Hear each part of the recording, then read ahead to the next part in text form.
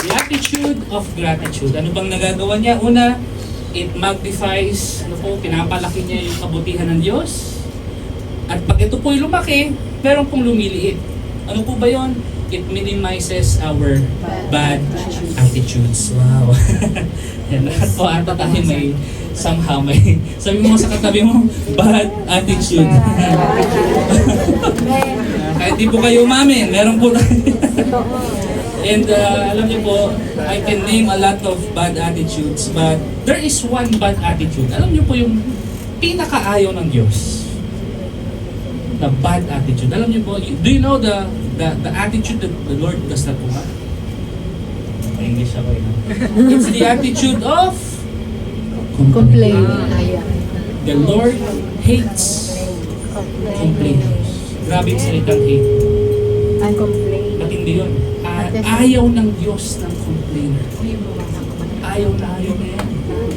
Nakita ka na ng taong maraming reklamo. Parang hito yan eh.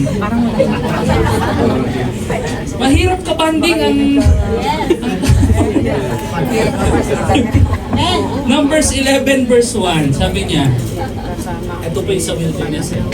When the people complained, it displeased the Lord. For the Lord heard it, hindi lang pala panalangin ang narinig, pati pagre-reklamo. The Lord heard it and His anger was aroused. Grabe no? The people complained. Alam niyo po, complaining, ano ba nagagawa ng complaining? Complaining is a selfish mindset. Ano ba yung tsura ng selfish mindset? Siyempre, iniisip mo yung sarili mo, okay? Ano ba ang tagline niyan? I'm not getting what I want. I'm not getting what I Deserve. Wow. Grabe no? Lalim yan. Complaining. Why do people complain? They complain because they are in a situation that is not enough. Siyempre naman, kapag nahihirapan ka, lumalabas yung pagko-complain. Natural po sa tao yan, sa flesh. But be careful with this attitude because when we complain, it displeases the Lord. Ayaw ng Diyos. Complaining displeases, disappoints the Lord. Ayaw niya ng complaining. And anong sabi po rito? His anger was aroused. Nagalit ang Diyos. At ano pang magagawa ng galit ng Diyos? In verse, katuloy po verse 1, sabi niya, so the fire of the Lord burned among them. Nakakatakot. And consumed them. Complainer. Napakahirap. Bakit ito pinakamalalim po rito, mga kapatid? When you complain, of course, it's a selfish mindset. Ayaw yan ng Diyos, but most importantly, remember this, complaining cancels your blessing. Complaining cancels. Alam mo yung i-deliver na, parang papunta na,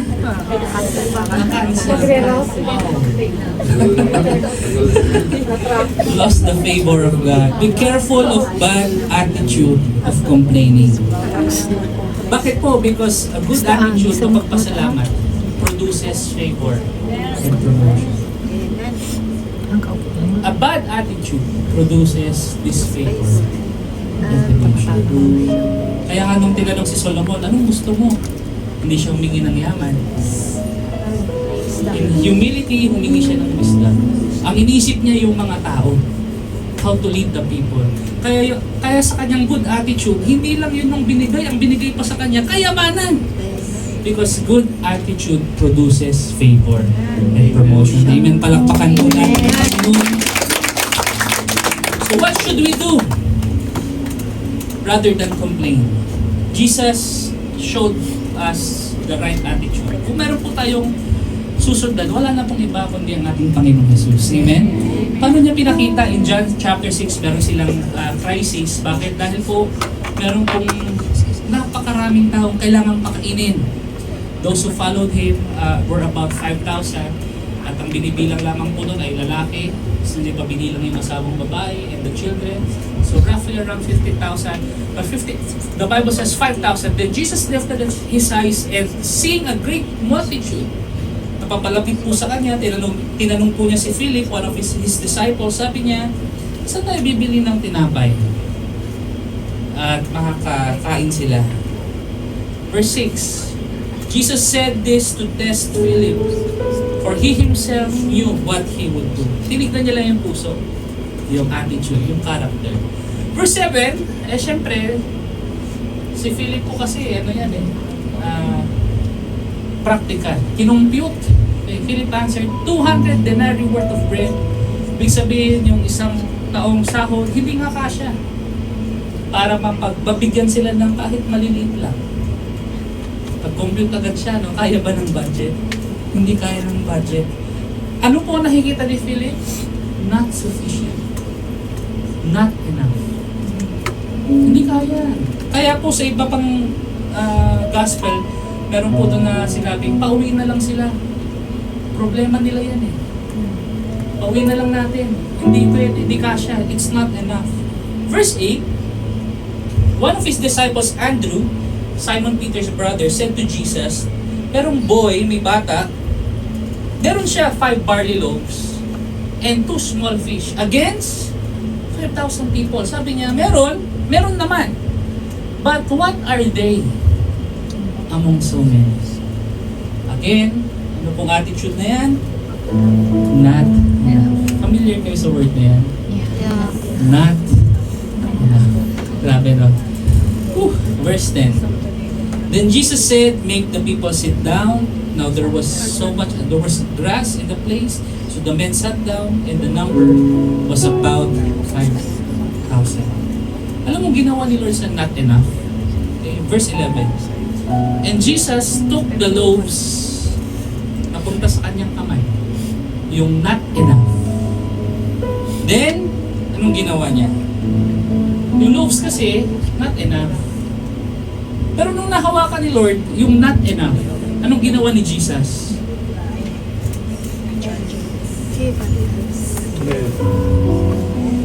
Gratitude. Grabe, no? Yung kulang, pag binigay sa kamay ng Diyos, siya nga nagpasalamat sa kulang, sa not enough.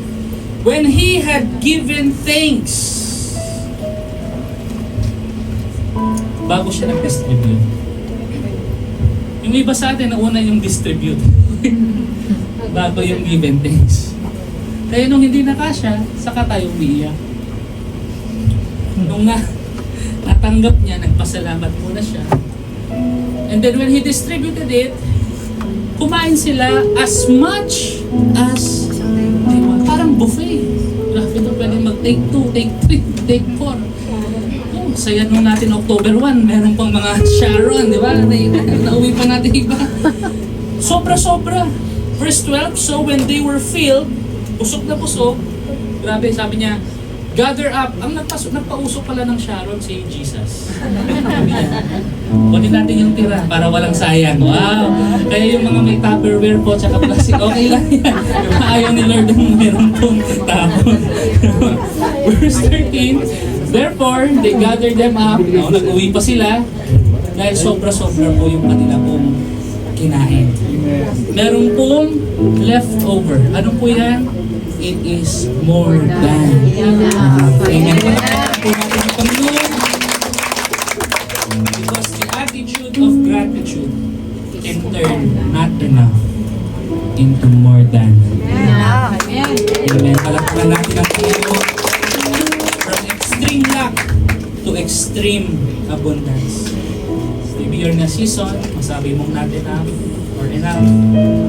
But when you have the attitude of gratitude, God will turn it into more than enough. Amen? Palakpakan naman natin ang Panginoon. And finally, ito po, the last point of this message. Attitude of gratitude. Una, it magnifies God's attributes. Pangalawa, nawawala po yung complaining natin, the bad attitude. At pangatlo, it manages our altitude. Pag sinabi pong altitude, kung saan niya tayo dadalhin, yung promotion, yung success, yung blessing ng Diyos sa buhay natin. Sabi po ni Zig Ziglar, your attitude, not your aptitude. Sabi niya yung ugali, hindi yung galing. Hindi yung kakayanan. Yung ugali ang magde-determine ng paroroonan mo. Kung saan ka, gaano ka kataas at itataas ng Diyos. Your attitude, not your aptitude. Kaya po pala sabi po sa 1 Thessalonians, rejoice always, pray without ceasing, in everything. Very important. In everything, give thanks. For this is the will of God. Ito ang ninanais ng Diyos. Amen. Sige po, palakpakan natin ang Diyos. Sinabi niya, in everything. Hindi niya po sinabing for everything. Hindi po ako ganun kagaling mag-English, pero magkaiba po yung in at saka for. Hindi ka nagpapasalamat sa sakuna. Diba? Lord, thank you, binagyo kami. Walang ganun eh. Lord, salamat na, disgrasya. Hindi ka nagpapasalamat doon. Kundi nagpapasalamat ka na kahit na disgrasya, kahit bumagyo, kahit nawasa, kahit nagkamali, kahit nangyari ito, nagpapasalamat pa rin ako. Hindi ko makontrol yan eh. Hindi ako nagpapasalamat doon. Ayoko ng problema. Sino po dito gusto ng problema? Hindi niya sinabing pasalamatan mo yung problema. Pero magpasalamat ka dahil kahit gaano katindi ang problema, hindi ka pababayaan. For this is the will of God. Ano ba yan, kapatid? God wants you to surrender. Hindi mo mahawakan kung anong desisyon ng mga boss mo, amo mo. Hindi mo alam kung ano nangyayari sa pamilya mo. You don't know. You can't hold your future. But when you surrender it to God, si Lord na mismo ang magtatanggol at gagabay. Amen. Gratitude towards God invites Him to interfere. Pakikialaman ng Diyos ang sitwasyon mo. Hindi pababayaan ng Diyos na mapapahamak ka. Hindi siya papayag na masisira ka. When you surrender everything to God, it's not your battle. It's God's battle. It's the Lord's battle. Siya na mismo ang lalaban para sa iyo. The attitude of gratitude automatically positions you to humility. At alam naman po natin kung saan tayo dadalhin ng humility. Humility is the key to unlocking God's blessing and favor. Sabi po sa James, humble yourselves before the Lord and He will lift you up. Siya mismo ang mag-aangat sa iyo. Ang buhay marahil dinadown ka na, pinapabagsak ka, marahil yung karamdaman mo, marahil yung sitwasyon mo, marahil yung economy, marami pong bagay na pwedeng magpababa sa iyo, sa atin. But when we humble ourselves, when we surrender everything to God, masabihin mo, Lord, Ikaw ang bahala. Nagpapasalamat ako sa iyo. Siya na mismo ang mag-aangat sa bawat isa sa atin. Pwede po ba nating palakpakan